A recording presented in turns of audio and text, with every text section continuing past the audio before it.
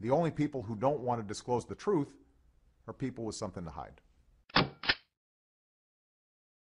On the subject of government and how Washington works, I've been thinking about this a lot because I do remember clearly in 2008, you ran on a platform of really trying to become one of the most transparent administrations in American history. However, with recent leaked guidelines regarding drone strikes on American citizens and Benghazi and closed-door hearings on the budget and deficit, it just feels a lot less transparent than I think we had all hoped it would be. How has the reality of the presidency changed that promise? And what can we do moving forward to kind of get back to that promise? Well, actually, on a whole bunch of fronts, we've kept that promise. This is the most transparent administration in history. They are not near Baghdad. Don't believe them. They are nowhere. This is silly.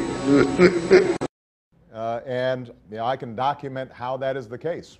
Everything from every visitor that comes into the White House is now part of the public record. That's something that we changed. Just about every law that we pass, every rule that we implement, we put online for everybody there to see. There are a handful of issues, mostly around national security, where people have legitimate questions, where they're still concerned about whether or not we have all the information we need. Benghazi, by the way, is not a good example of that. That was largely driven by campaign stuff because everything about that, we've had more testimony and more paper provided to Congress than ever before, and Congress is sort of running out of things to ask. But when it comes to things like how we conduct counterterrorism, there are legitimate questions there, and we should have that debate. And what I've tried to do coming into office was to create a legal and a policy framework that respected our traditions and our rule of law, but some of these programs are still classified, which meant that we might have shared them, for example, with the Congressional Intelligence Office, but they're not on the front page of the papers or on the web.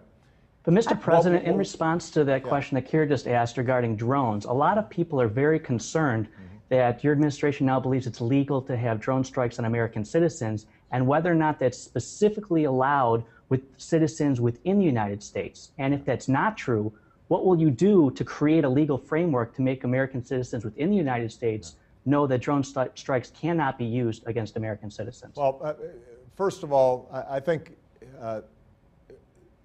there has never been a drone used on an American citizen on American soil. And we respect and have a whole bunch of safeguards in terms of how we conduct counterterrorism operations outside of the United States. The rules outside of the United States are going to be different than the rules inside the United States, in part because our capacity to, for example, capture terrorists in the United States are very different than in the foothills or mountains of Afghanistan or Pakistan. But what I think is absolutely true is that it is not sufficient for citizens to just take my word for it that we're doing the right thing. So what do you believe we should do? I am the head of the executive branch, and what we've done so far is to try to work with Congress on oversight issues. But part of what I'm going to have to work with Congress on is to make sure that whatever it is that we're providing Congress, that we have mechanisms to also make sure that the public understands what's going on, what the constraints are, what the legal parameters are, and that's something that I take very seriously. I am not somebody who believes that the president has the authority to do whatever he wants or whatever she wants, whenever they want, just under the guise of counterterrorism. They are not near Baghdad. Don't believe them. They are nowhere. This is silly.